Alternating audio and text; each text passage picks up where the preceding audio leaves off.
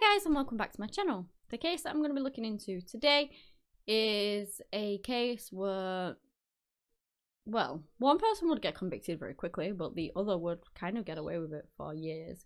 It is the murder of Ashley Biggs. This was suggested by Juice, so thank you for that. I appreciate any suggestions you guys have, and of course if you have any more, please do let me know.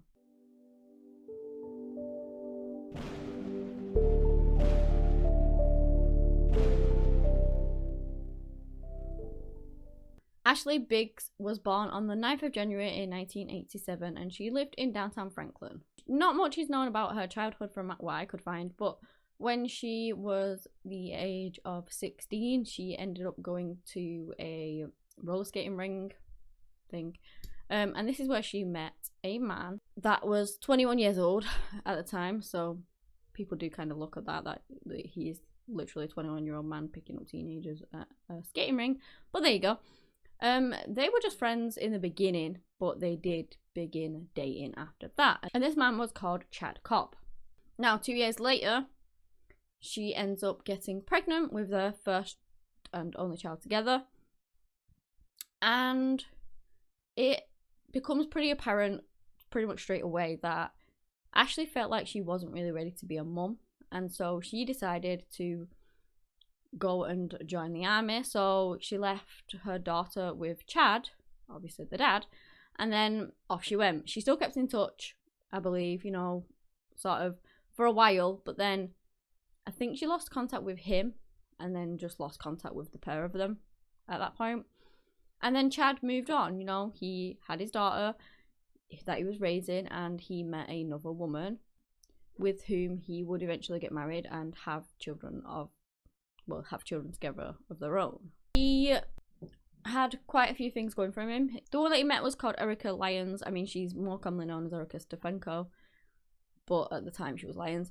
And he had this cable company, and you know, they, like I said, I believe she had a child of her own already. And then they ended up having 2 children together, so that meant that they were now a family of 6, with obviously Ashley's daughters.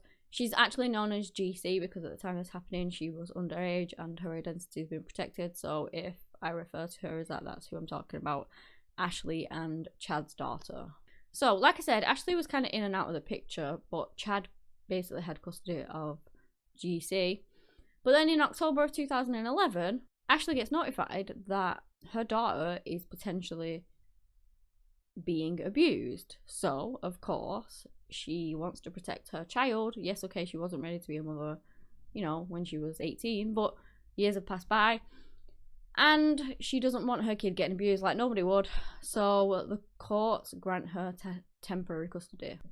Ashley at the time was living with her girlfriend Brittany, and of course they both wanted to protect her daughter. So they're in and out of this custody battle, in and out of court. Erica and Chad, of course, denied the claims of abuse, and they were pretty much being pretty horrible. They were sending like these horrific emails and threatening emails, chasing down their cars, things like that. And it ended up where Ashley actually got a restraining order against them. And that went on for about 8 months. And Ashley was 25 years old. She had this job working as a pizza delivery driver for Domino's. And then apparently, incorporating that, sadly, well, Chad says that Erica came up with this plan. We don't actually know because it's he said, she said kind of thing. But one of them, both of them, who knows, came up with a deadly plan to end this battle. So, on the 21st of June in 2012, Ashley was doing a late shift at Domino's Pizza as the delivery driver, when at 11:40 p.m. this call came in for a half mushroom and half pepperoni pizza. It was ordered to a drop-off point literally 4 minutes down the road. Obviously, they closed at 12, so they were nearly closing, but, you know, it was only down the road, and they were hoping that that would be the last order of the night. So Ashley picks up the order, and off she goes to go and deliver it. But then Ashley never came back, and again, it was 4 minutes, so if you think 10 minutes at the very most, because 4 minutes there, a couple of minutes to hand the pizza over and get the money, 4 minutes back. You know what I mean? They're gonna be 10, 15 minutes, 20 at a very maximum push, but it got to past midnight when the store was closing and she didn't come back, and the staff around her got worried. So they ring her girlfriend and then the police are called straight away. Now, what had actually happened was Chad and Erica had decided to use her job as a front and basically enable them to get her alone, because obviously she's delivering pizza, she's on her own, you know, she's going to be separate from everyone. So Erica makes the phone call, which was confirmed by GC because she overheard her, and I believe Chad as well, for this pizza to be sent down the road. And this is where they were lying in wait with, bearing in mind, there are 4 children in the car at the time, 4 kids asleep in the car. They were waiting there with a taser, some ties, duct tape, and a knife.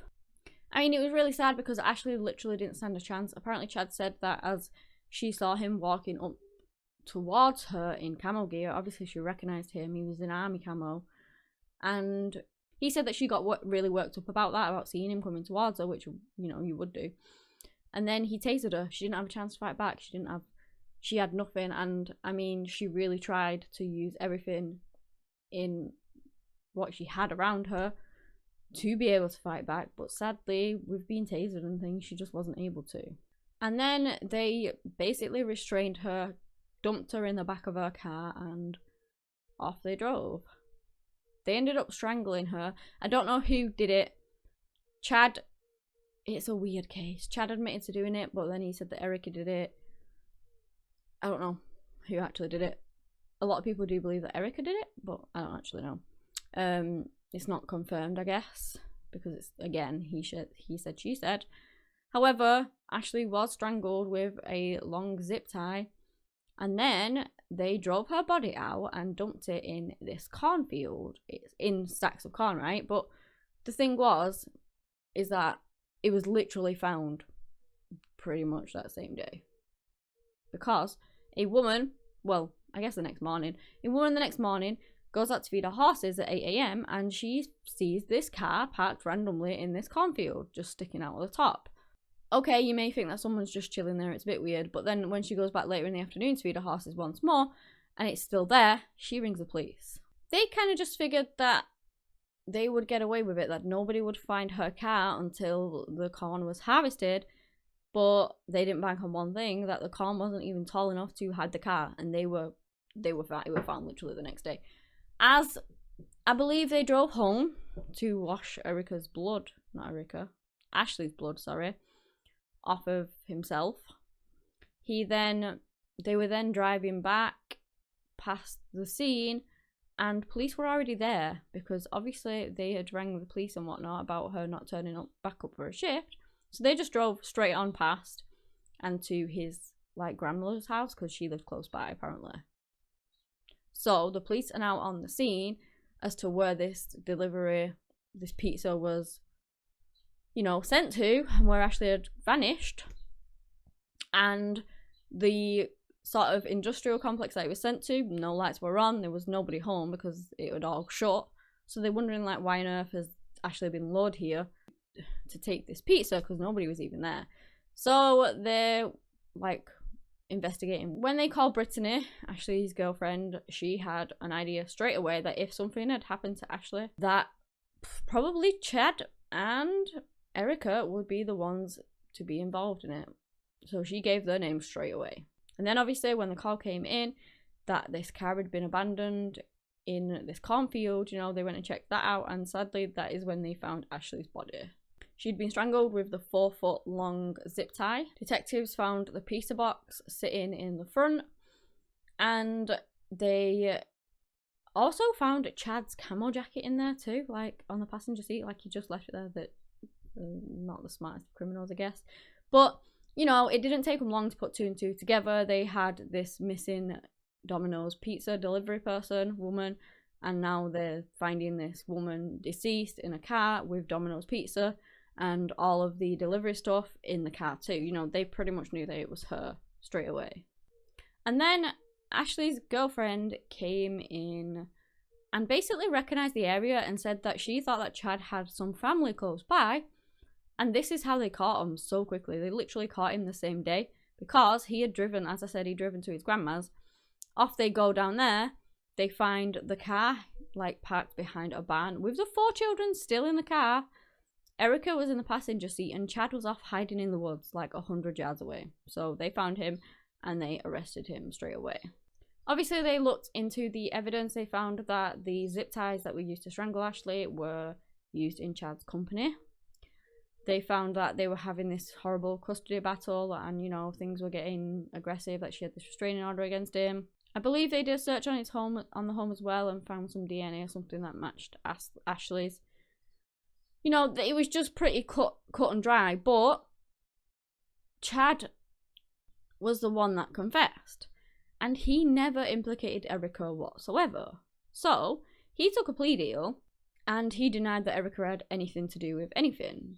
It was kind of one of those, like, I'll take all the blame, I love you so much, you just carry on. So, she did have a part in it, and she just got away with it. This is where it comes in. She got away with it for so many years, because he basically said that he did it all, and she wasn't involved. I mean, they thought she was, but, you know, they had his confession, and so they just, I guess they didn't think that anything would stand up in court. They didn't have some solid evidence or anything like that, so, you know, they just took that for that. They didn't really have any evidence to prove otherwise, so there you go.